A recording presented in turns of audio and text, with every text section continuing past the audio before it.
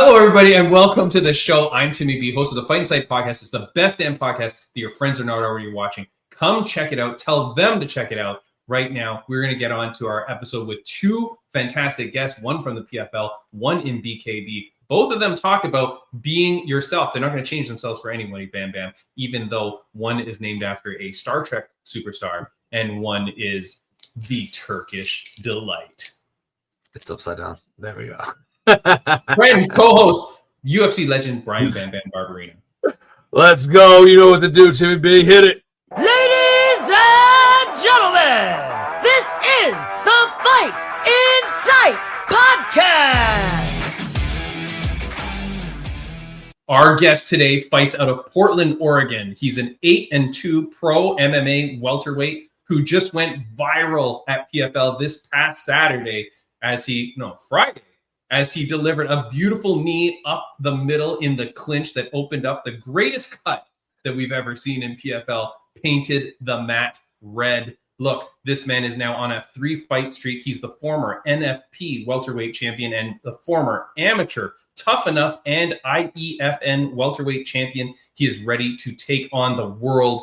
Here is Sarek Berserker Shields. How's it going, guys? Hey. Boom! What's up, my man? Just chilling, brothers. Just chilling. Dude, the beautiful fight Friday. How are you feeling, man? You're just a few days out from it. How's everything? Well, I feel fantastic, man. Luckily, I came out with no injuries. You know, I'm feeling great. I'm spending time with my family now, so I'm just chilling and enjoying the win. Nice. Beautiful. I mean, don't even got a mark on you. Luckily, no. And I mean, you're nice. wearing your PFL shirt. Have you changed since, or are you just still basking in the excitement? Yeah, actually, that was not planned.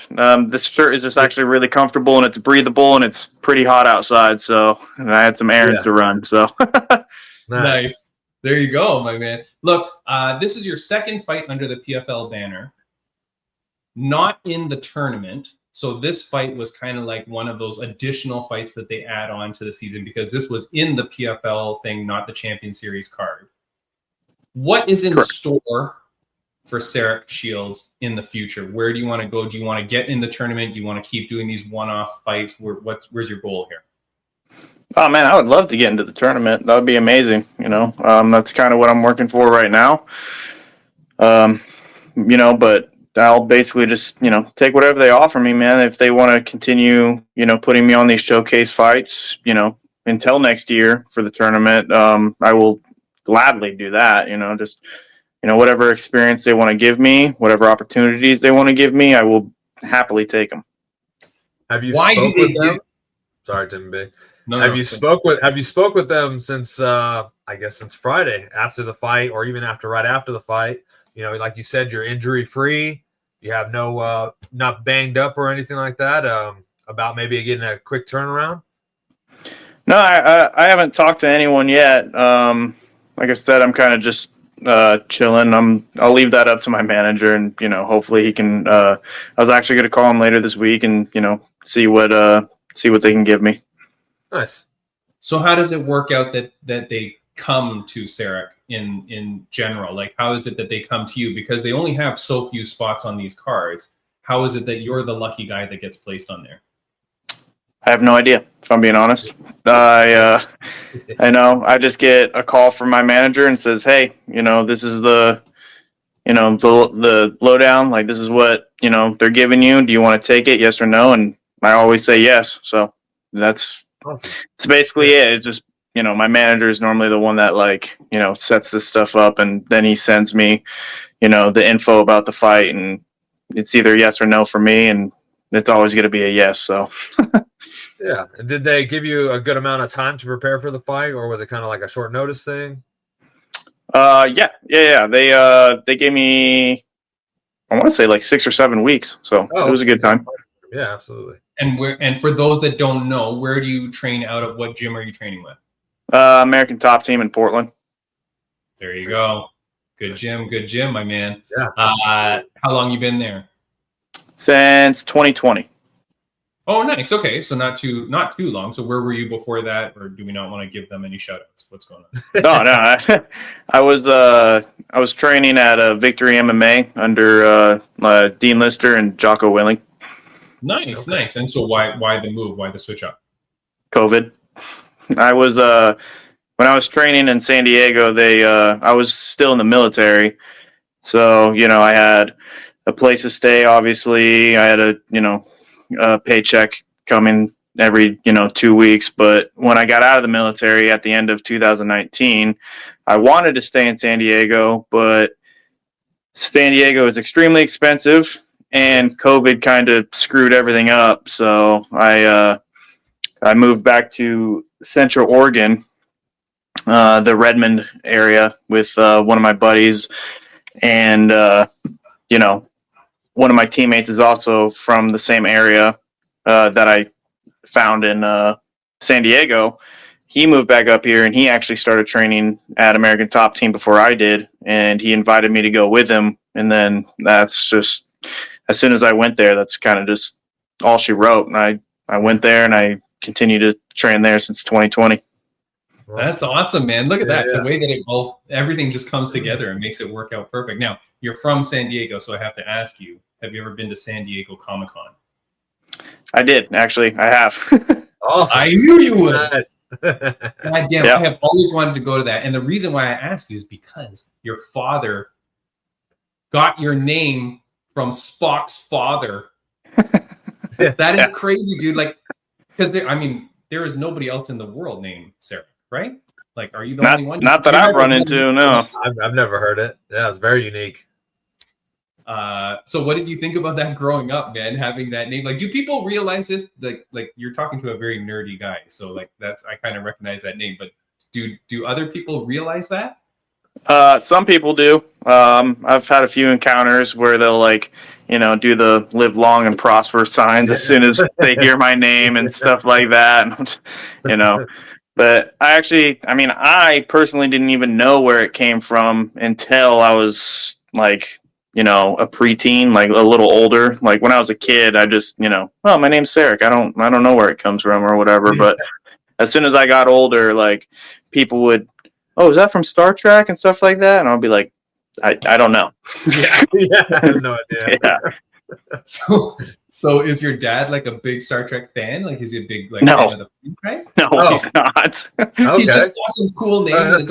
Yeah. Because look, you cannot name your kid Sarek and then him grow up to be an accountant. You know what I mean? Like, if your name's Sarek, you better be like a badass. You know what I mean?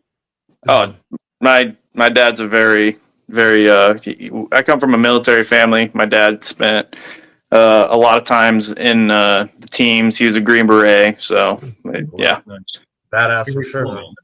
What is your favorite Star Trek franchise? I don't have. I've actually only seen like one of the newest movies with Chris Pine in it. And I've actually never seen the original ones. I'm with you. I've only seen that one too. God damn it. That's a terrible line of questioning. All right, man. Look, forget knowing Star Trek, forget knowing all those characters. Do you know Don Davis? Have you been able to speak to the man, Don Davis, or the new guy? There's a new guy that is running PFL. Have you spoken to that guy? Mm-mm. No, I've shaken Don Davis's hand, but I've never really actually had a conversation with like any of like the higher ups or anything like that. I kind of keep my head down. I keep my chin tucked. I kind of just do whatever I need to do to keep everybody happy, and I just mind my own business. I show up and fight. I give it my all.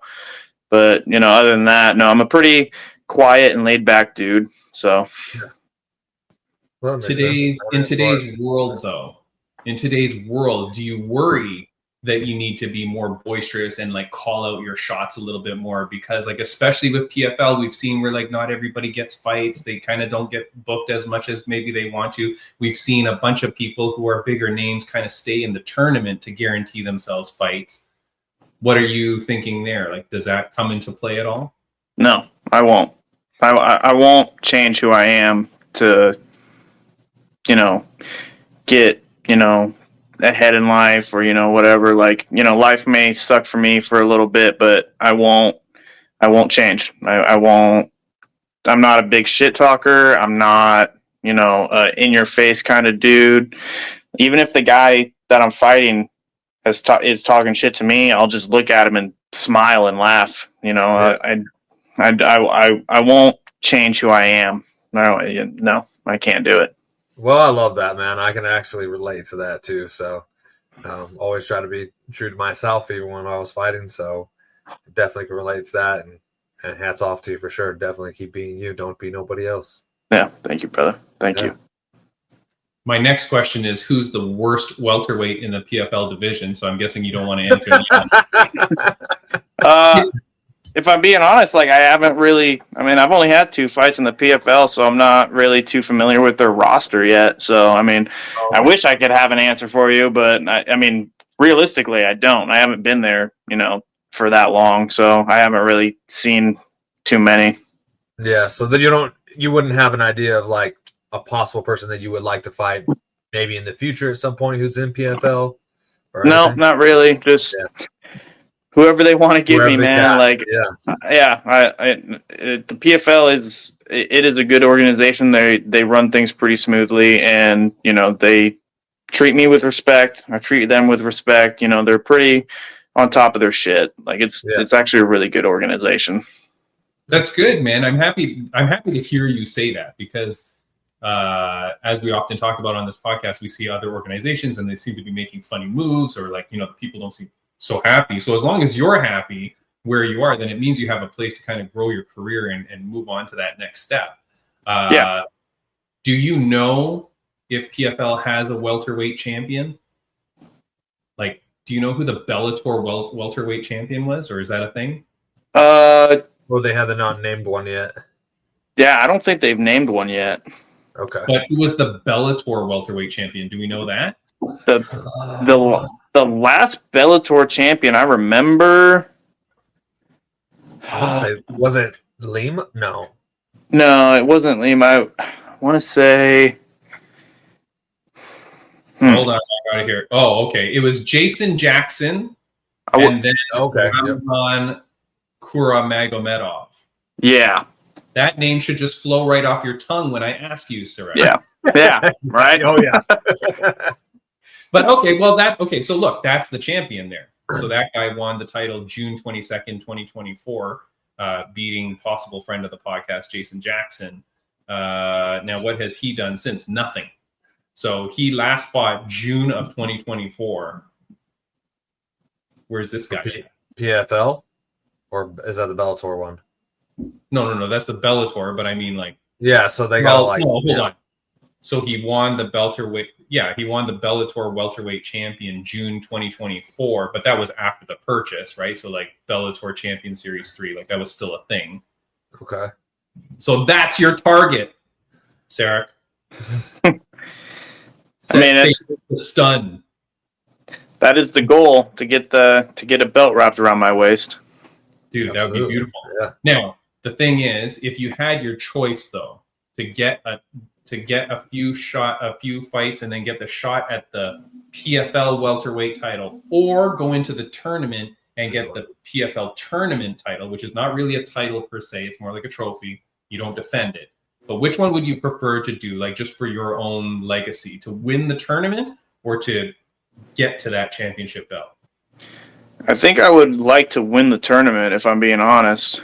I think like winning the tournament, there's a lot more that goes into winning the tournament, a lot more preparation and way quicker turnarounds. Like, I was on each tournament card, from the beginning rounds to the finals, and it's really fast pace, really you're fighting 3 times in 5 months, I think, maybe even less. So, and I really like that. So I don't like waiting to fight. So, and it's a schedule, like, hey, like you win this, you're fighting this date, So, and I really like that. So I think I would like to fight in the tournament and hopefully win that belt. And I think winning the tournament belt would probably give me an opportunity to fight for the title anyway. So I think that would winning that would go hand in hand with the other. Yeah, absolutely. You would think so. You would think so. Yeah, You would think so. Now, look, I know it's outside your character, but if and when you do win that tournament and they strap that belt around you, you got to call out the champion at that time immediately. You got to like set the tone for that because that's definitely that's the go-to right there. Yeah, you have to. So you're gonna have to memorize that name. I apologize, but you're gonna have to get that dude's name strapped in because in case he doesn't fight for another year, like it's gonna be hard. But Ramazan Kuramagomedov, just get that going because that's nice, your easy name target. there. Right now, that's your target, dude. Look, man, what else is exciting about you? What else is going on in your life? Well, my wife is pregnant with her second kid. Congratulations! Thank you. Beautiful. You know, but other than that, like really just, I like to keep things simple, except for like, traveling and stuff. Like me and my wife, we like to travel a lot. But like, when it comes to like, big, things, like really just like fighting is really my only thing. Like it's my only job. We have I have my 3-year-old son with me that, keeps me entertained all the time. The kid's a little nightmare sometimes, but, I love that kid more than anything.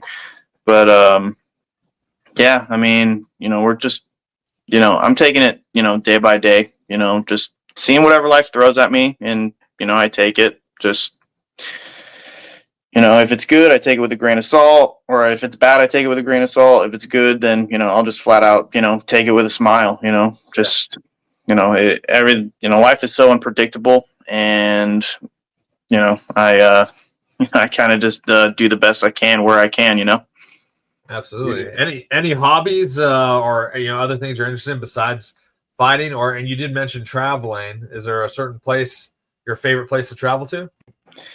At the moment, Ireland. Me and my wife took our honeymoon to Ireland. That was probably that was one of the most beautiful places I've ever been, especially like the countryside. My dad's side of the family is from Ireland, so I still have family over there. But yeah, like when it comes to hobbies, pretty much anything that'll get my heart rate up. I'm an adrenaline junkie. If there's something high to jump off of with a body of water underneath it, I'll jump off of it. Flips. I've been bungee jumping before. It's like, yeah, anything that'll spike the adrenaline, get the heart rate up. I will more than likely be willing to do it. Awesome. Yeah, that's great. Having 2 little kids to raise is probably going to keep that heart rate up as much as Yeah. Nice, man. Do you know if it's a boy or a girl? Not yet, no. Okay. Oh, nice. Do you want a girl to finish off the set, or you want 2 boys to create a farm? I pray to God it is a girl.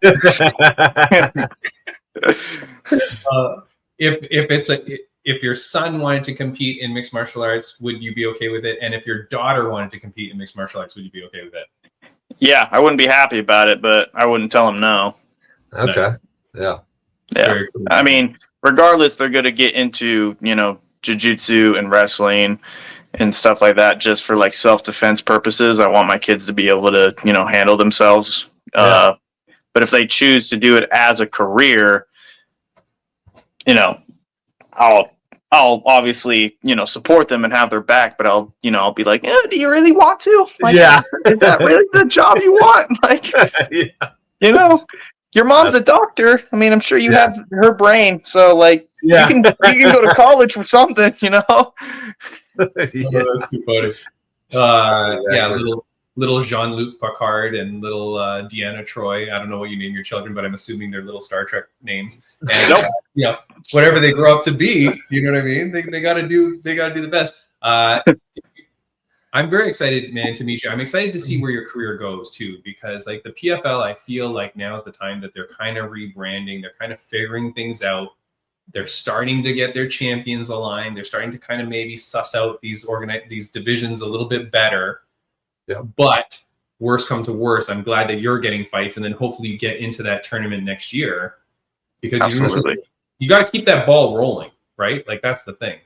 Yeah, 100%. That's why, like, even if it's like my next couple fights aren't for the tournament, as long as I'm fighting, I'll be happy. If they want to, like I said, if they want to bring me on for, more showcase fights, get my record a little better, Yeah. I mean, not that, 8-2 isn't bad, but, it's just, like, 10-2, 11-2, that's even better. So, Absolutely.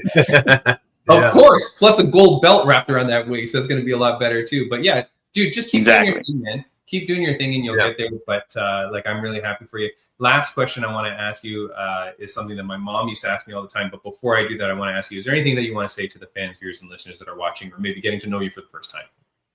No, just thank you for the love and support. This this world, especially the MMA game, man. Like it's full of hate, man. People want to see you lose. So, I can't count how many hate messages I got on Instagram after I beat Joseph Luciano, dude. It was crazy, man. It made me laugh so hard. But after this fight, like the amount of, support and love that I got from people that, I've never met, just, all these people, telling me, it was awesome, them watching me fight, that's basically what, that's what I really enjoy is, inspiring other people and, just, making it so people have, something fun to watch. And, when I get complete strangers walking up to me saying, oh yeah, like I really enjoyed your fight, man. It was awesome. Blah, blah, that makes me feel good because of the way that they're feeling. So, if, to whoever, was watching me last Friday who really enjoyed it, thank you very much. I appreciate the love and support. And of course, to all my family, my friends, my teammates, coaches, everybody, who walks behind me, when I walk into that cage, man, like I wouldn't be able to do it without any of them, of course. Like you may walk into the cage alone, but you don't prepare alone. Yeah, absolutely. This is your family here with you, your friends and family in the arena? Yeah, that's my dad's side. My dad grew up in Jersey, so I had a lot of, cousins, aunts, and uncles that were there. So, yeah, that's all of them. Well, not all of them, but most of them. Yeah. That's awesome. Is this after the fight or before? This is before the fight? That was after. Oh, why is it so empty here? No, we were in like the top of the stands because like there was a lot of people in that picture, and we all wanted to sit and celebrate together. So we kind of just like found like an empty area in the top, and we just sat there and chilled. Nice. Very cool.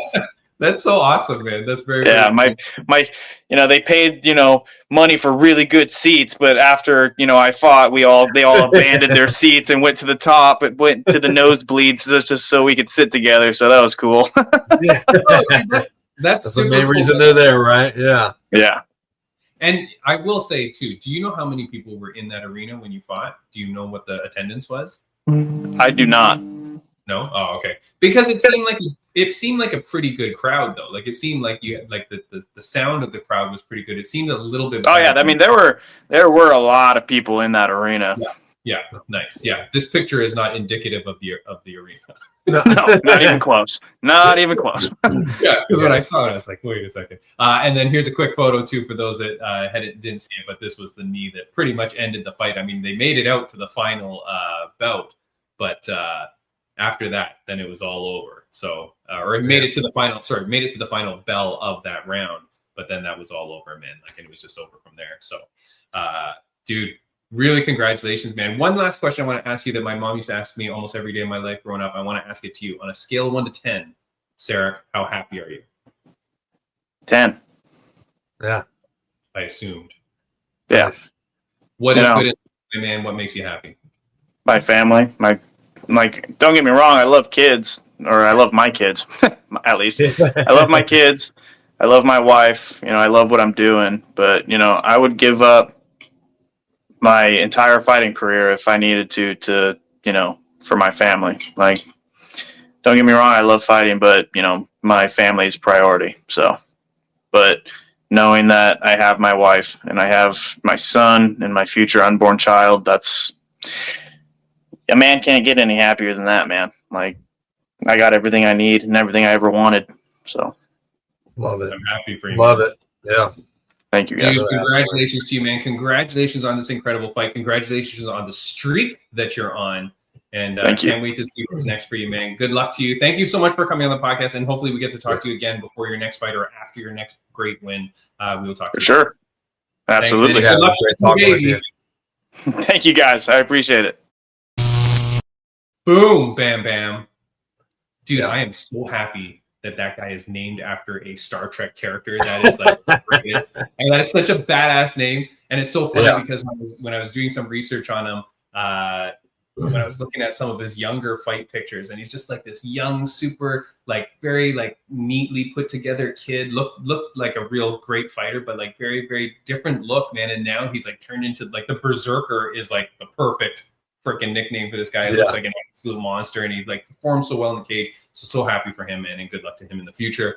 Yeah, absolutely. I could definitely relate to a lot of his answers and ways he looks at things and stuff too. So definitely seems a really good guy. Very happy for him on his success, and look forward to following him and continuing his success. And congratulations to him and his family. And go follow him on Instagram. He is S_Shields_S. So go follow that dude, man. Friends of the podcast update, Bam Bam. I do want to give you some update. All right. On some of our friends. Look, we've got Josh Hokett. He fights coming up very soon. So good luck to him. We've got Octagon 74 coming up. We've got Cecilia Bolander coming up. Bolander. So those two are big ones. Look, also this weekend on UFC, I've got Eric Ya Boy Anders. This dude I interviewed like a million years ago.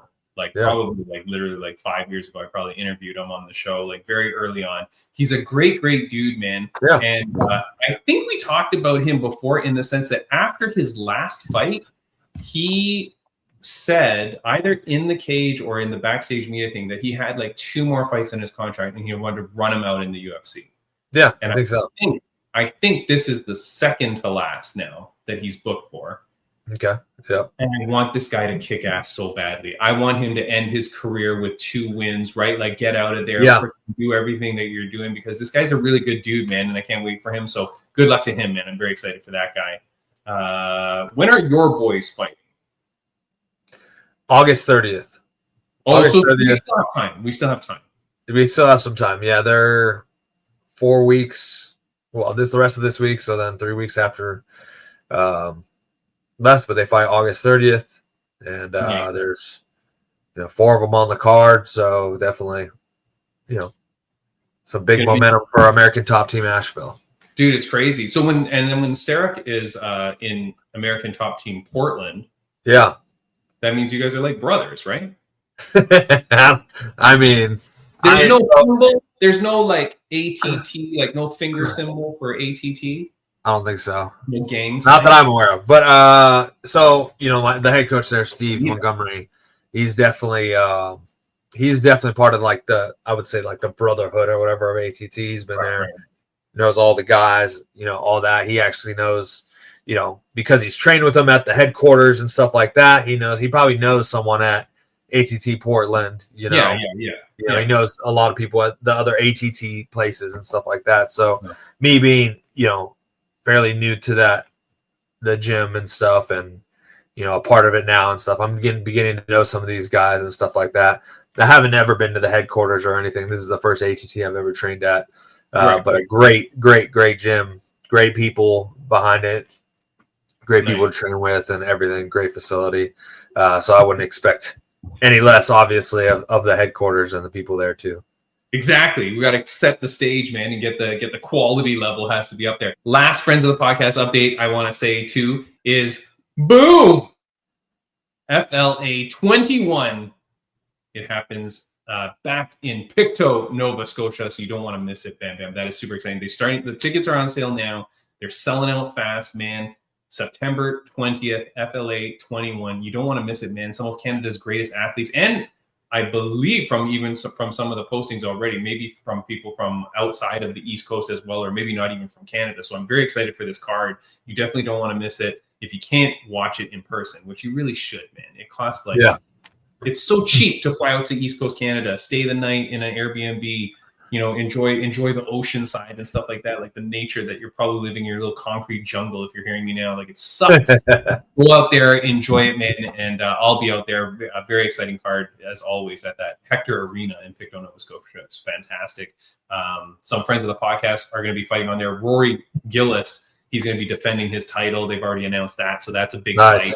Yeah, dude, that guy has hands of stone, like ridiculous. So you don't want to mess that. But that's Fight League Atlantic, so go check that out. And you can buy the tickets at fightleagueatlantic.com and then or buy the pay-per-view if you can't be there in person. Sorry. And the last Friends of the Podcast update, Bam, is of course Taylor Starling, Killer B, your friend, my friend, good friends, man. Like she's a really cool person.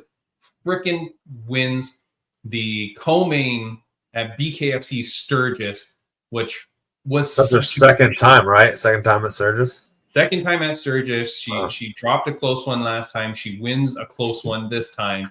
But man, she looked pumped up, man. This is like, I think this is her first fight after being married, I want to say. Okay. And to be honest, I'm always a little bit nervous, like when people have big life changes, like how that's going to change. She went out there. She looked friggin' good.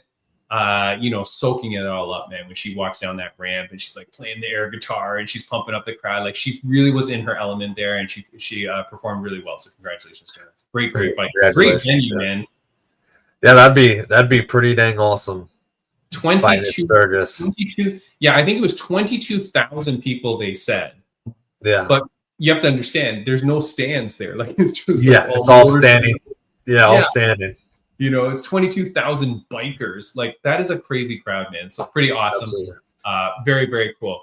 Look, Bam, I've got a few things that I want to talk to you about. First, I'm going to play you a video. And this one's interesting because then actually John Anik started messaging me back on this. So he responded to my comment. But take a look at this. This is some UFC guy responding to a reporter's question, talking to him, I think, when they were in wherever the hell they were, whatever country they were. But this is his question, and this is the UFC guy's response. Is the UFC going to reconsider main events more fitting to the local fans? No. Yes, you get a lot of energy, you get a lot of local hometown support for the regional guys. But local fans want to see the global stars. And why would anyone not want to see someone like Rob Whittaker? I can assure you in my experiences, as much as the Aussies love Jack Della Maddalena and Alexander Volkanovski, they love to see the American star. So the comment from the reporter is the UFC going to consider more local stars for the main event? Okay, yeah. And then they go, nope, we're putting whoever's the frickin' main event, that's what you get. Yeah. What is your comment on that, Ben? You know, I think, you know, obviously, you know, it does make sense to have locals on there, but if it doesn't work out and you have another big name, another, you know, star on there, I think they're, you know, it's the sport's almost like not a one country thing, you know what I mean? So like people in Australia love people from the US, from the UK, you know, I mean, people from the US love Australians, love the UK people, you know, it's like from all over the world. So I don't think it really is that big of a deal. Yeah. What is this banner? Well, that's your quote. Local stars can suck it. I said that? When? I'm paraphrasing for what you just said. Here's my take on it that John and Nick started responding to, but I'm not sure if you really understood what I was saying. If you go to, let's say, South Korea to have a card, and you're gonna put up, you know, Max Holloway versus Justin Gaethje as the main event, okay, whether it's for a title or not, I don't even care. Yeah. You have whatever main event. But on the main card, now I'm not saying if it's like a prelim fighter or an early prelim fighter or some guy that's from the, you know, the neighborhood gym. Yeah. But you have a main card guy. And let's say for South Korea, you've got the Iron Turtle, right? Who's a guy who's making his way up the ranks and he's pretty famous. If you have him on the main card, just put him the main event. Just put him the main event and then take the Max Holloway and whatever and put him as the co-main. But have the local guy be the main event. Who cares? Why not? You don't like it? No, I don't think that's Really? Yeah. I don't know, man. I think why would you not though? What's the harm in doing it? I mean, harm? No, I think from a business standpoint, I don't think it makes sense. But why wouldn't it be a business sense? You're still going to promote that Max Holloway's on the card. I can see my next guest on the camera now, so it's working. We're going to bring her in 1 second. I can see it. But you can still have Max Holloway and stuff on the poster. They're still going to sell. Yeah, but still. And if you have the Iron Turtle, you have a South Korean guy in South Korea headlining a UFC. Why wouldn't you give him that opportunity? You don't even have to pay him more. Yeah. So there's no difference in the end payout, and the people are still going to attend the arena anyways. Yeah. Oh, you don't like it? Yeah, I guess you're not wrong, but I think it's a change in the way you're thinking, and I think like the way that maybe the question was posed to UFC guy or something is like, don't bring Max Holloway. Instead, just put the local guy. No, we're not saying that. Still have him on the card, but just make the give the local guy. But then I think that's wrong. I think like then you don't bring the Max Holloway Justin Gaethje fight to like. Then that overshadows if you have this guy in these other card guys in the main event, kind of. You know what I mean? No, and I want to argue with you more, but first we're gonna bring in our next guest. Maybe, you know what? Maybe our next guest, because she is a superstar in her country as well and worldwide, and so maybe she'll have a different thought on it. So let's do this. Let me go to my introduction though, because I almost lost it. Hold on. Here we go. This guest, our second guest of the podcast, she is a Dutch-Turkish legend of combat sports with 116 fights to her name. She's gone kickboxing, Muay Thai, MMA, and now she goes into the world of bare knuckle. She makes her long-awaited return at BKB 45 in Bristol, at the Bristol Ice Arena. Bam Bam, I hope they get rid of all the ice because it's about to get hot in here. Yeah. Bam Bam, this is, and I got to get my screen ready here. See, I'm all messed up because I was not ready. This is Hatice Özyurt. Hello. Hello. Finally. Yeah, we got it. Hatice, I'm so glad that you're here. Are you in a dark cave? Are you okay? You're very dark.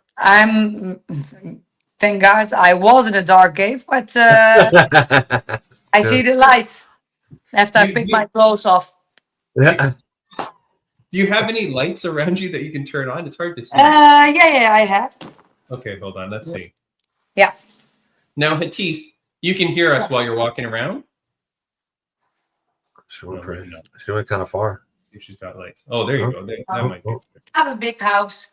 Yeah, lovely house. Looks lovely. Very nice. Where are you located now, Hatice? Yeah, in the Netherlands, is Zwolle. Okay. It's like it's the middle of in the Netherlands. So Amsterdam is for me like a 1.5 hour to drive. Okay. So it's okay. Very nice. Not bad. May I ask, because you are so well known in your country and around your countrymen and around the world, I was talking with Bam Bam. Do you think that if a card has local fighters on there, that the local fighter should always be the main event? Or if you have a bigger star, should the star be in the main event spot? Yeah. If I can speak for myself, it's like I don't care if it's like in the main card or in the beginning, you know. I think it's always good for a fighter to develop themselves in the sport that they can fight on the main card. But for me, it's like already a big stadium when I step in that, in the ring, like to fight, you know. If it was the first fight or the last fight, or I don't know, in the middle of the fight, for me it doesn't, it's no problem, because I know where I started. You know, I started very low, and to become where I standing now, I trained my ass off. You know, as a Turkish little girl, the first Turkish girl in the Netherlands who like said to the whole community, to the family, I'm going to fight, they thought I was crazy. Like that was not the expectations, of what Yeah. they saw. They thought, nay, in 10 years she has to be married and have children and start a family. But that was not my picture. My picture was I want to become a champion. And I want to make, as a Turkish woman, as a Turkish girl, like I want to be an example for the all Turkish woman or all Muslim woman that we can do also, what a Yeah, man can absolutely. do. And for me, if I fight the first fight on the evening or the last, for me, I'm very grateful. I can even get this chance to fight, And even after 6 years, after a big loss of my mom, I had a very, very hard road to come where I'm standing now. So I'm very grateful that there is, a community who welcome me as like a second family. And I don't care which kind of mixed martial it is. I'm an all-round fighter. Everyone knows that.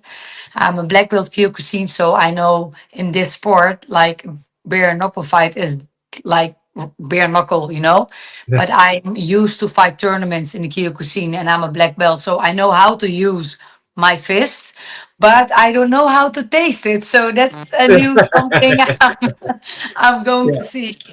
Yeah, Yeah. Well, So for me, absolutely. for a lot of fighters, if you're local or you're a big star, I always say be humble. Even if you get a fight, that's something is you have to be grateful, and it doesn't matter if you fight on a big stage or if you fight in a backyard. For me, fighting is what I'm made for, how where I trained for, and that's I think the biggest win what you can get.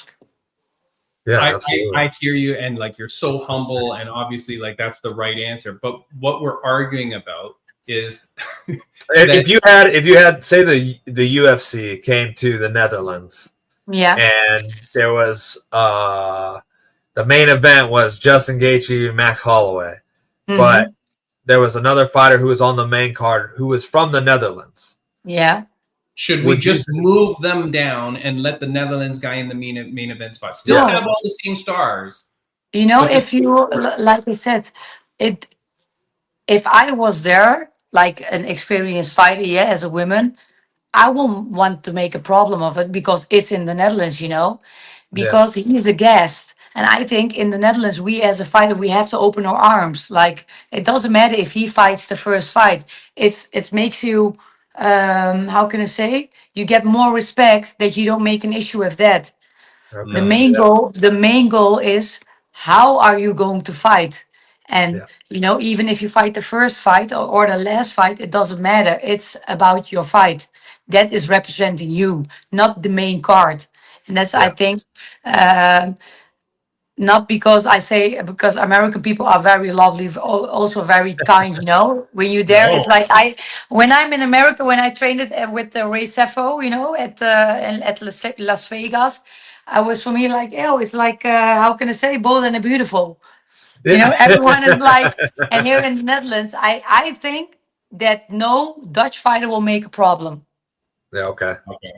That That's makes what because I you're think. too, because you're too nice, Hatice. Now, Hatice, I do want to say your nickname, which I did not say in your introduction, is the Turkish Delight. Yeah, it stick on me for almost 25 years. Yeah. Hatice, in honor of you, I went to go buy. I don't know if you know this exists, but I got myself a Big Turk chocolate bar, and this is it used to be called when I was a kid, and it still says it there. You can Yeah. see. Hold on. I Turkish hope it delight. tastes good. It's chocolate is always good. For women, it's good. I Turkish. don't know how men, but for women, chocolate is always good. This this is the Turkish Delight. It's one of my favorite chocolate bars as a kid. It's very Bam, sweet.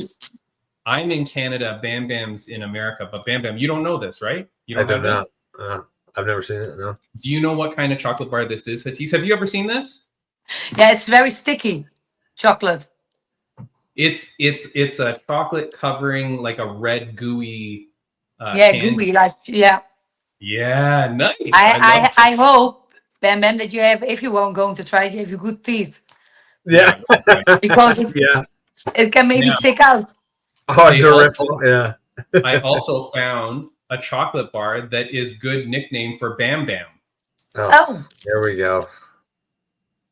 Mr. Big. Okay. Mr. Big. Look at that, Bam Bam. And then I knew that now I did this so that I could eat 3 chocolate bars later. But then you got one for yourself? I knew that we were all going to be friends, so I got a chocolate bar that represents us. Oh, that's a good one. Look at that. So yeah, Perfect. Look, the Turkish delight. You're coming back after a long hiatus. You haven't been fighting. So It's like tell us, ages. tell us, how difficult was it to make the decision to come back, though? It was very hard, you know. Like I said, after the loss of my mom, because she was the biggest inspiration behind my successful everything what I achieved in the mixed martial arts, and because of her, I'm the fighter who I am today, but also the woman who I am today. Um, she let me spread my wings, you know, and always supported me. And after 6 years to stand up and to fall more down than when you walk, you know, straight, because every road what I walked was very hard, you know, in the 6 years. But the last 3.5 years I thought, no man, this is not who I am. This is not the woman who raised me, you know. I have to be an example. Why I have to be an example? Because my brother had 2 kids, and I thought I don't have any mother, so I am their aunt, you know, and I have to represent my mother. And my mother teach me like you will fall down, but it's up to you that you stand up, you know. There will be a time that I'm not there anymore, and you have to do it yourself. And when my sister-in-law gave birth to her son, my nephew, that was like, I swear, I cannot describe it. That was the change. And I was very heavy, you know. I was like, how can I say, maybe 175 kilogram, like pound, is for my height, like is very heavy, you know. Um, I cried and I thought, is this what I want? Yeah, I have to make a comeback. But the comeback was not, first of all, to fight again, you know? The comeback was for me personal. I have to come back for myself. Like Turkish Delight is not like, I'm not going to be emotional, but it's like, it's here. I feel it here. Like I buried my mom, you know? And I was like, no, but I didn't bury it with her, you know? So I have to stand up. And the first thing what I do is like I fight back to fight myself back. And then when you don't like have a, how can I say, a very strict diet, you don't have pressure, you know, because we all fighters, we have pressures, you know, we have to make the weight, we have to be like we have to be like everything to become that fighter, to step in the octagon or in the ring. And for me, when I didn't have that pressure, like I have to fight, it was very easy for me to like pick up the diet again, walk again. I started with 10 minutes, like jogging. I puked every corner. And every corner, I swear, I said, fuck it, I'm not going to do it anymore. I'm old. But, you know, once you become a fighter, you will always be a fighter. And that's something what I learned. You know, I can fall down, but I have always that discipline. Like when you step in the ring, you fight, you lose. It makes you a winner if you stand up Yeah. and learn from your mistake and train. And that's what I did every day. It started with 1 day in a week, and then it was like 4 days in a week. I jogged, and then the weight dropped, you know. And then my new manager Nick, he is an amazing guy. He is I don't. He is so like his humanity, you know. His how can I say, his belief in me is also give me that charge, you know, to stand up as a fighter, as a professional fighter.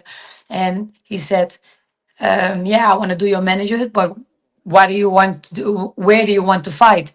I said, I did everything, you know. I want to do something different.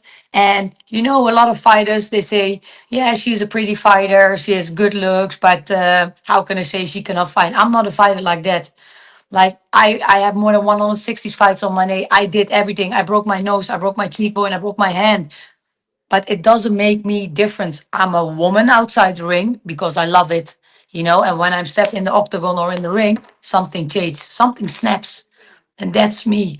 And when I say to my manager Nick, I want to do something and you are going to arrange it for me. And he was like, yeah, let's talk first, you know. And I said, no, you are going to drop that ball and they are going to pick it up. This is what I want to do. And if you are next to me, I'm going to look for a gym who are experienced in fighting like Muay Thai. You know, in the Netherlands, we have good Muay Thai fighters without Yeah. gloves. I'm going to go there because if I want to do MMA, I can go back, you know, but my record in MMA was not so good. Why? Because I'm not, everyone sees that.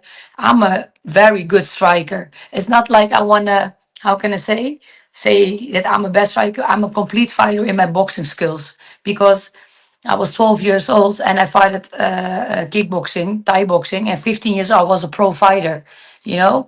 Yeah. So our boxing skills are good. And when I thought, yeah, maybe I want to do MMA, yeah, but then I have to do grappling and then I have to do everything, you know, and you don't learn that in like the 6 year that I didn't fight, you don't learn that in 1 year Yeah. because it's a very other game plan. And a lot of kickboxers, maybe, or you know, strikers say, "Yeah, MMA, I will do it like that." Believe me, my friend, I did. You don't do it like that because they eat one punch of you and they will drop you, and they, yeah, like I say, they package you like a gift because you have to be a complete fighter. And for me, there was no challenge to explore myself in the MMA anymore. And Yeah. that's when I heard about bare knuckle fight, and I dropped it to my manager Nick, and he said, "What?" I said, "Listen, I'm going to do bare knuckle fight. I'm going to do bare knuckle fight, and you are going to arrange it." But he was like, maybe he thought because it was like we were knowing each other, you know, it was like not so long. It was in the Yeah. beginning of our relationship, like manager and athlete. He was like, yeah, he thought maybe, yeah, she's crazy. I think she's 6 years, though, did it fight. She get too much punches. You know what you're saying? I said, yeah, I want to fight with bare knuckle fights. And like I said, you are going to arrange it because you're my manager. Yeah. And then he dropped like, I think in a couple weeks, yeah, I have good news for you. And I said, yeah. I said, it's on.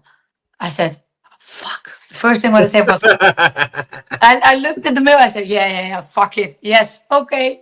Yeah. And after that, I searched a gym in Amsterdam, Elite Center, and I train with a legend in the Netherlands, Kamal Shabrani, and he is the first Moroccan Dutch fighter who fought on Muay Thai rules without gloves, you know, in the Oh, wow. Netherlands. So I thought, yeah, like 5 + 5 = 10. This is what I'm going to do, and he's going to bring me there. And now I'm training that almost 2 years, and that's the best choice what I did. And yeah, I'm going to fight without gloves. Yeah. Oof. Yeah, Crazy. It's definitely Now, yeah. crazy. this is an educational podcast as well. Did you say fuck it in English or in Dutch or in No, what, I say it in English. Yeah. how do I But how do I I'm, you know what I am, because it was on the street. Like I said, fuck it. Then I always do like this, fuck it, and I look, you know, like no, it's like it's rude, you know, how because do if you you Yeah. say it say in the Netherlands, people they look at you and they will like, oh my god, she is rude, and they will walk, you know.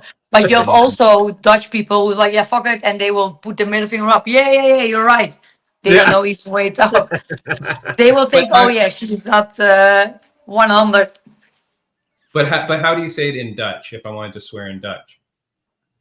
Yeah, you have like more. How can I say? Yeah, fuck you, Yeah. Oh, fuck yeah. And then when they say very short way, they say fuck yeah.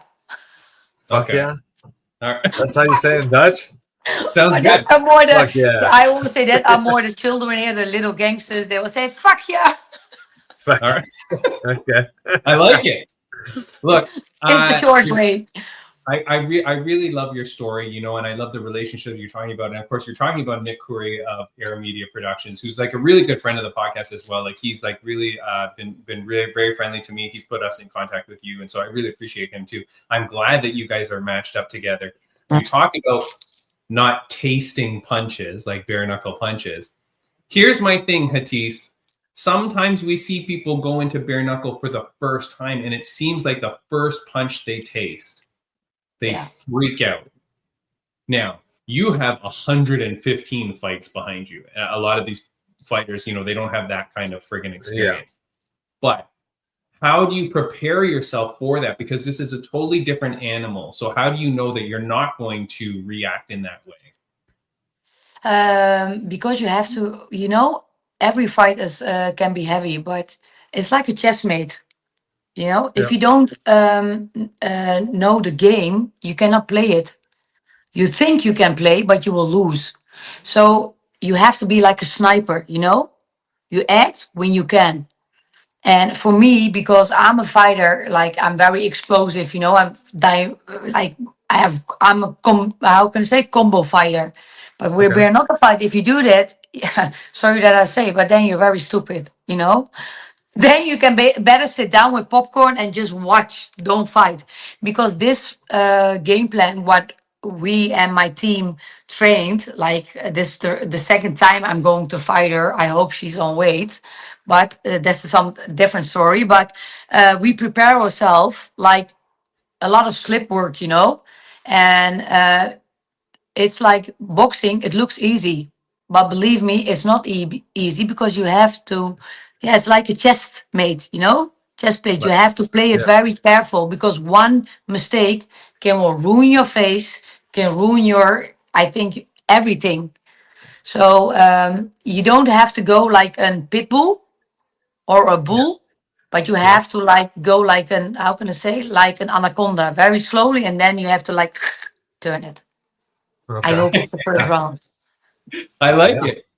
I mean, look, I'm super excited for you. I'm going to put up, here's the card. This is the best picture I could find because this is the card. You're there. I think you're in the co-main event slot.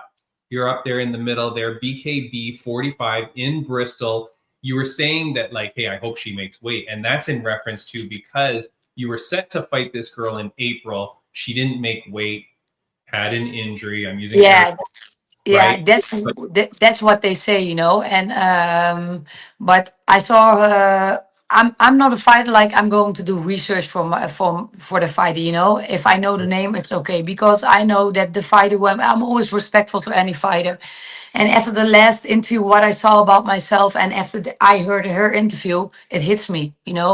Because she also came from a very hard road. And when I heard her interview, I was like, Hatice, wait a minute. You only think that you are the fighter who had a very hard road. But normally I don't listen to my opponent's interview because not arrogant, but I'm not impressed. We will talk in the octagon in the cage because I'm not a trash talk. I don't like that. Yeah. So when I heard her interview, it's like on a good way, I feel sorry. I felt myself talking. And I thought, wait a minute, Hatice, you say I'm going to give her a facelift. I said in my last interview, but I want to correct that. When I heard her story, it was like she's also giving you a facelift because our pain and we are become today as a fighter that makes us both a winner. I'm going to do 100% to take that win because my pain, the 6 year that I didn't train, that I didn't fight is like personal. And that's the personal story behind me. And when I heard her interview, like she came from a very hard road from suicidal to, I don't care what she said, but I thought I respect her. I respect her as a person. So that is not something I'm going to make it personal. But what I make personal is that I trained my ass for her in April, to become. And when you heard from people who trained with her, like DM me, but always there are people like they want to follow you. I'm not like that. I don't like that. I will talk in my fight. And after that, I will give you a box or I drink something with you and I say good fight. But we get a DM like, hey, I saw her in the gym. She didn't even drop weight. She's like almost, how can I say, fainting because she is dropping too slow her rate. She's like training with, how can I say, Sauna like, suit. yeah. The And wetsuit. yeah, and I thought, that was personal because I think, if you really are a professional fighter, you will make sure, that you are on weight. Because, and what I say, don't waste my time, I mean it, because I training my ass off, I puked every corner, and then, like they say, like, yeah, she's injured. I was like very angry. Even also, I said to my manager, ask the organization, what's her injury? You Yeah. know? And they said, yeah, she's injured. And then you heard from people who train with her, no, she's like still 180 kilo. Then I was like, yeah. Then maybe in that time, the organization had to ask, hey, you also in your first fight, you didn't drop weight, you missed weight. The second of all, you have 1 month to fight at least. How's your current weight? Yeah. And if she said, yeah, I'm too heavy, then maybe at that moment they can arrange another fighter for me. So I can had the chance to fight in April, Yeah. So I had to wait again, and then was like, I said the second fight I want to fight her, so give her time. Normally I fight like 130, like 130 is my weight, and now they said yeah she can only drop to 145. I even accept that weight, I'm going Yeah. to fight.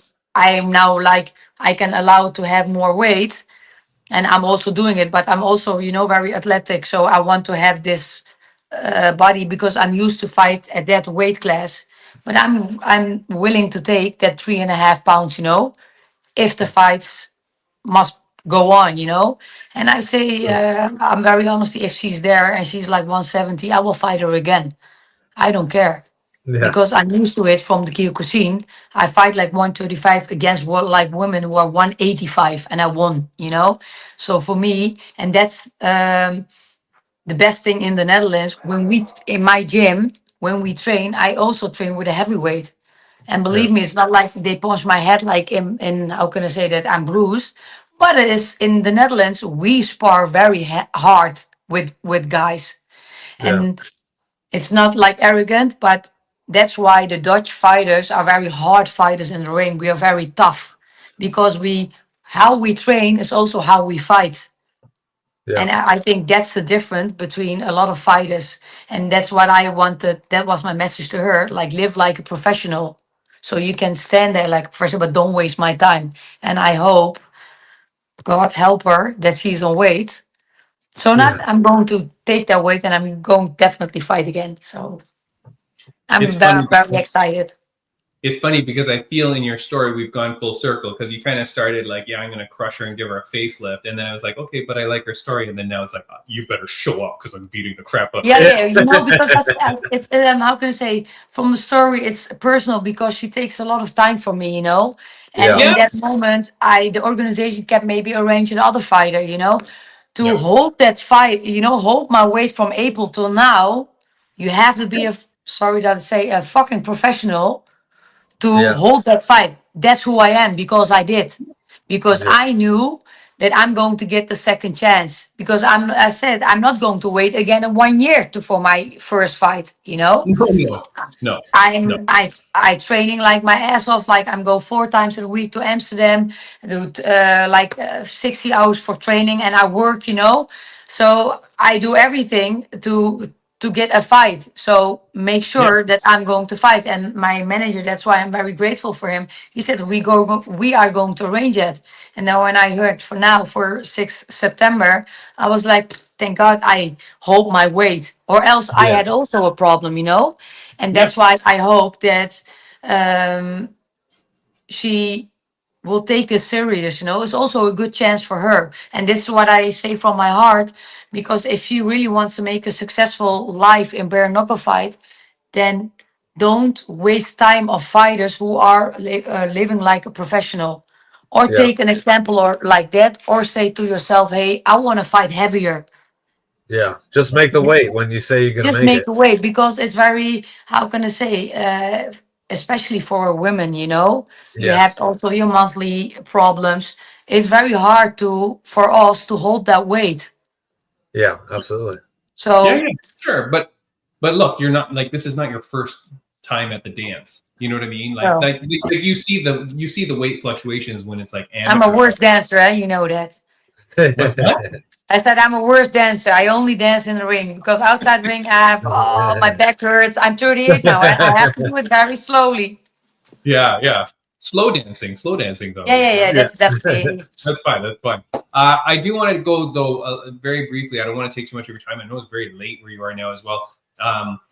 You talk a little bit about like what you're doing. You're a warden at a juvenile detention center. Yeah, it's like a senior manager. So I've Okay. a group of 10. Yeah, they say for me it's they are human. You know, they have like How you long have have you been to doing it? for 17 years. Oh, okay. Oh, Yeah. okay. Yeah. So it's like, yeah, you're a senior manager, so you have people you have to guide, but also the criminals. But believe me, if they don't listen, no one wants to be humiliated by a woman. Like And Yeah. that Turkish I delight. swear, you know, when you see the guys, everyone's like, oh, they're very scary now. But when I talk to them, when I raise my voice and I say, stop it now, like it's like shut up, like Yeah. shut your mouth. They're like, oh yeah, okay, what can I do? I say, Yeah. listen what I say. I don't speak Turkish with you, I speak Dutch. You do what I say. And when they see I raise my second hand, I swear, some guys from the age of 15 to 24, they run to their bedroom and they're like, no man, I'm not going to discuss with her. But Yeah. this is like, but so you've been doing this 17 years, which means like generally once you were like 20 years old, you started in this field and like so Yeah, you've been doing yeah.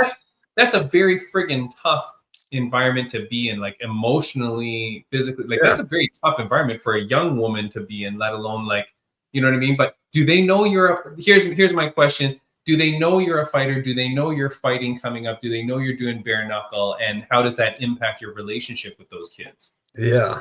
Yeah, the first when I started to work there, because you know the youth is also they're prisoners. You know they're like guys like with hormones. You know that was the first day when I come, and I was like, we are not allowed, or we're not allowed. They don't expect that you go there as like how I'm now. You know. Yeah. Because it's also you have to think they're children, but they have a different mindset. So I was there the first day, and it was like I walked. They let me see the groups. You know, this is group one, this group two. The guys like murders are here, rapists are there. You know, so I walked to a group, my group, and I walked there, and one of the guys, he was like 18 years old, and he was like, "Oh, but it's like a smooth talker. You felt from heaven," and I was like, "What the fuck, you child? You know, if I put your pants down, you have a diaper, you know?" Because I looked at him and he was very, you know, the guys in the Netherlands, they may be 18, but they're very long, tall, big, you know? Yeah. Yeah. And this was a guy from Suriname, dark guy skinned, you know, like big. You don't say he's 18, he looks like 30. And I cracked my neck, you know, and he said, "Oh, you need a massage?" I said to him, "You need a fist in your face?" And he was like, you see his neck, like, huh? And because some guys are not like used to women like me, you know, and he like snitched it to the other guys. Hey, this one is they call waku. Waku means like police officer. Okay. She's a waku. She is a waku. So I walked there, and every person there, the 8 guys, they were like from this. They were like this, and I was like, what is this? And then the first thing I think, oh, this job is nothing for me. And then one little guy, he is now, I think, 19. Yeah, at that moment, he was 13. He said, "Miss, why do you look, why, nee, why are you looking so angry?" And I looked at him. I said, "What?" He said, "I only said hi." And I was like, there is guys here maybe who can I can save, you know." Yeah. And then I said, "Okay, fuck it, I'm going. Also, fuck it, I'm going to work."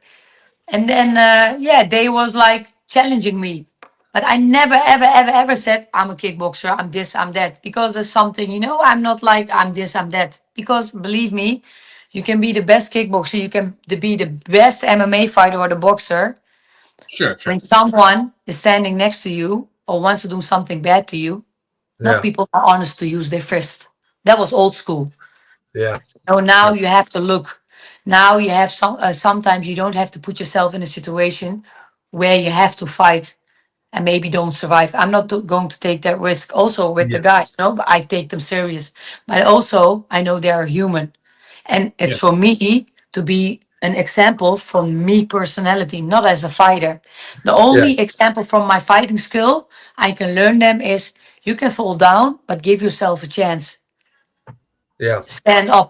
That's what I give in the youth prison to the guys there, and that's a respect what they give. I'm not like how can I say, because I think I'm a world champion. I can be the waku, the police officer who going to punish you. No, Yeah. because they sit there and they also are punished.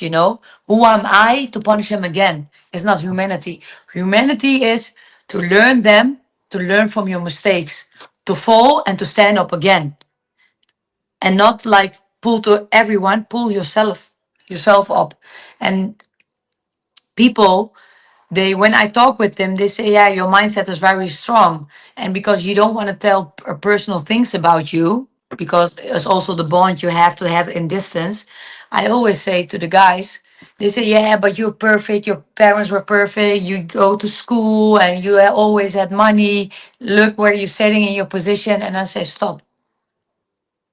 You don't know who I am. Yeah, yeah, yeah. I see on your clothes how you talk. You talk is easy. I had to, how can I say, to pull the gun to get money because I didn't have to eat something with my brothers. And Yeah. I said, always stop. Ask me the question, who am I? And then you see, I'm leveling with on their level. And then they say, who are you? I say, I'm Hatice. Yeah, yeah. And when I talk with you, like very direct, like straight to the point, it's because I had also a very rough, bumpy road in my development to the woman who I am today. That's why I don't care who you are. And that's like in my fighting career, I don't care who my opponent is. I know who I am. And I don't care if it's on in the dojo. I don't care if it's in the ring or in a cage. I don't care if it's on my in my family. I don't care if it's on my with my friends, and I don't care if it's I talk with a criminal. In my Yeah. eyes, he is a human being, and if we can make that change with my personality as a fighter, as a woman, then they know who they dealing with. And what happened? One of the guys is like almost I would say he's like he had 5 years and his 5 years was almost done, so he can go outside once a week.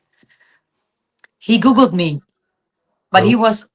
was how like, oh yeah, there's a new woman in our how can I say, in our place, in a prison. She's a good woman. Maybe she has social media. Yeah, Yeah. Yeah. you take my name and you see on Wikipedia, everything. My father's address, everything is there, you know. And when he googled, he was like, shit. Like, okay. And it's like, how can I say? He said it to one guy, two guys, and then when I walked there, I was like, no one of the guys there, the young guys, oh, they have respect. I swear. And I didn't even say myself Yeah. Yeah. because I don't want people to like me because I'm a fighter. Yeah. People don't have to like me. That's their opinion. People are different, but I will never, how can I say, change my personality for a person. This is who I am. This is who I am as a woman. This is who I am as a fighter, and this is who I am as a human being who doing like community work. To put them into society. Yeah. And I think the difference, what we can do, is ourselves. Hatice, Absolutely. Yeah. do you understand? There are some guests that come on this show that like you just like get absorbed in what they're talking about. Yeah. I didn't. The screen around you, I didn't change it to the right screen. It was a mess for like the whole interview. I only just changed it when I finally realized, because I've been so enthralled with what you're saying. Like, Yeah, just locked in. yeah, like I'm just like I'm just so locked in on her screen and seeing her. I didn't even realize like our images on the sides were wrecked. It's not right. So I apologize for that period. But Hatice, I've said it to a few people, but I would say it to you. You really need to be like a public speaker. Like you really need to do like public speaking, because what you're speaking about, your experiences, I'm sure like so many more things that you've even alluded to here today, but like you really need to share that with people, because like you have such passion around it, and like your life has such a good story, and you're so inspirational, and for all the things that you do. And I'm sure the people at those juvenile detention centers that you work in like benefit Because so you much know, from someone like you. Yeah, it would help a lot of people. yeah, also, I always say the change begins with yourself, A lot of, how can I say, a lot of people change when they get a jackpot or they are a big star in mixed martial arts. I always say when I look people, how they started, and how they ended, that's something I really, really respect. Like Dustin Poirier, the American UFC fighter, Yeah. the diamond. Yeah. That's a guy, I swear, I have so much respect for that guy. He is like a father. He is like example. He is the perfect example for a lot of upcoming diamonds. Yeah. He is so humble. He never, ever, ever changed his personality. Never. Yeah. Yeah. And that guy, he has to have that Hall of Fame. Yeah. Yeah. Sure. Yeah. I agree. Like I said, this. To me, Hatice, I would say, like, we talk about this on the podcast a lot about like the GOATs and the Hall of Fame and stuff like that. And actually, next week, Bam Bam, we're going to talk about some stuff. But I always say that.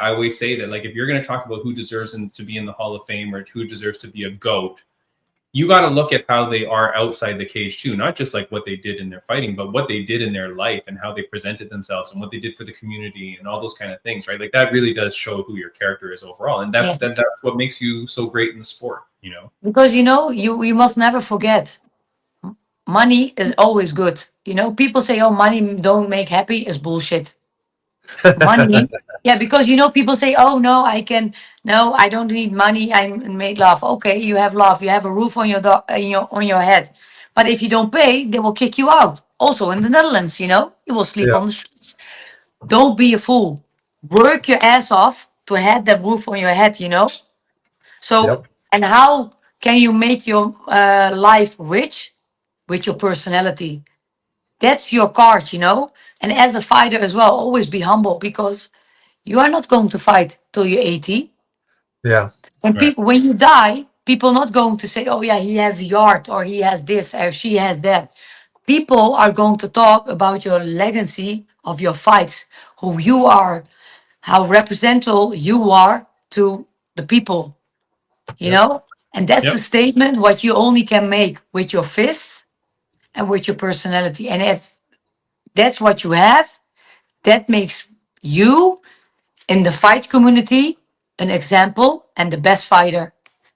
And not because you have a Gucci watch or, I'm 38, I have my own home. Yeah, I have a motor. I'm not going to, because people are maybe now training where I started. Yeah. And I want to say to them, where I standing now, we say in the Muslim, Alhamdulillah, like I'm thankful, I'm blessed, I'm grateful what I have, because I know that every step what I take as a person, as a fighter, as the woman who I am today was very rough. But I've been there, and look where I'm standing. If I can, everyone can. Yeah. And I think the changes what we made, like even my opponent Ashley Brace and me, are the example as a woman. We come from a hard road, and look at us. We are going to fight bare knuckle. We don't give a fuck about her looks. Maybe she is like more muscular and manly than me, but I don't care where I'm going to look. Believe me, if my nose is like this and my face, I go to Turkey, to Istanbul, and I'll fix it. In Turkey, it's very cheap. No problem. We'll get that all taken care of. Look, Hatice, I appreciate you coming on the podcast so much. Thank you Yes, so Thank much. you for having me. I know we kept Been great. I really appreciate everything that you've done, and I do hope that we get to speak again. And when we do speak Yeah, again, thank set you. aside Thank you time. for having me, you Yeah. guys. I swear, it felt like I talked with you like years. That's Yes. what we like.